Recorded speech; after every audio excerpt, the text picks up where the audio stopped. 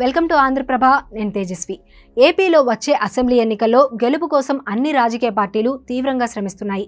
అధికార వైసీపీ అధికారాన్ని నిలబెట్టుకునేందుకు ప్రయత్నిస్తుంటే విపక్షాలు ఎలాగైనా గెలిచి తీరాలని పట్టుదల కనిపిస్తున్నాయి. ఈ నేపథ్యంలో రాష్ట్రంలో తాజా పరిస్థితిపై పలు సర్వేలు కూడా ఫలితాలు ప్రకటిస్తున్నాయి. దీంతో రాజకీయ పార్టీలను ఆందోళన పెడుతోంది. ఈ తరుణంలో వైసీపీ మాజీ మంత్రి కొడాలి నాని వచ్చే ఎన్నికల ఫలితాలపై తనదైన జోస్యం చెప్పారు. ఇంతకీ ఆయన చెప్పిన జోస్యం ఏంటి?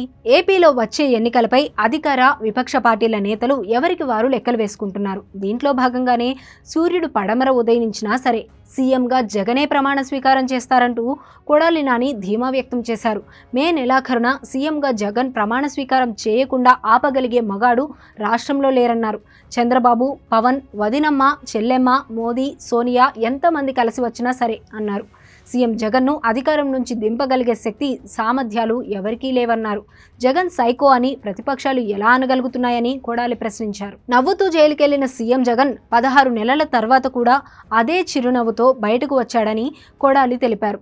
జగన్ ముఖంలో నవ్వు తప్ప మరొకటి కనిపించదన్నారు. మూడు ముఖం చించుకోవడం, ఫ్రస్ట్రేషన్, గంతులు వేయడం ఇది ప్రతిపక్షాల తీరన్నారు. ఇలాంటి సైకోలందరూ కలిసి జగన్ను వేధిస్తున్నారన్నారు. 58 నెలల పాలనలో ఆర్థిక సమస్యలు తలెత్తినా, కరోనా ఇబ్బందులు వచ్చినా ప్రజలకు ఇచ్చిన మాట తప్పకుండా జగన్ పాలించాడన్నారు.